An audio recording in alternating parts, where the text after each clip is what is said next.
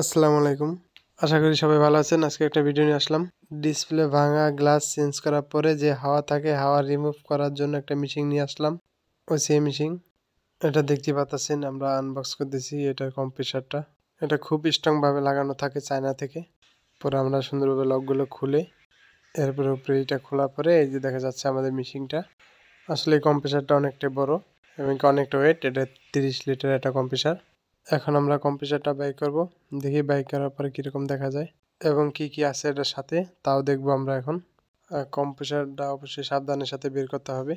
অবশ্যই এটা খুব সাবধানের সাথে বের করতে হবে। আর এটা দেখা যাচ্ছে অনেক স্ট্রং, অনেক ভালো একটা প্রোডাক্ট। এটার সাথে বড় দুইটা চাকা থাকে এবং একটা চাকা থাকে আর একটা সাইলেন্সার থাকে।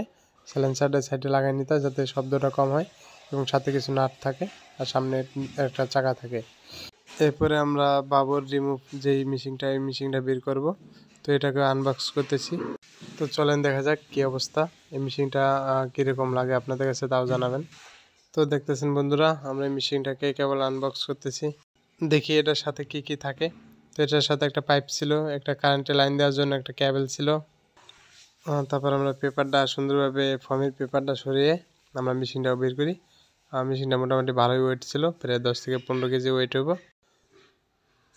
তো বের করলাম মেশিনটা বের করার পরে দেখতে পাচ্ছেন বন্ধুরা, মেশিনটা সুন্দরভাবে আমরা এখন সেট করব, দেখব এটা সম্পূর্ণ ঠিক আছে কিনা। তো দেখা যাক বন্ধুরা।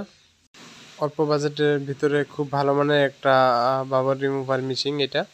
এটা চাইলে সবাই নিতে পারেন এটা। তো ফাইনালি বন্ধুরা, এখন আমরা হাওয়া লোড দেব। তো দেখা যাক কি পরিস্থিতি।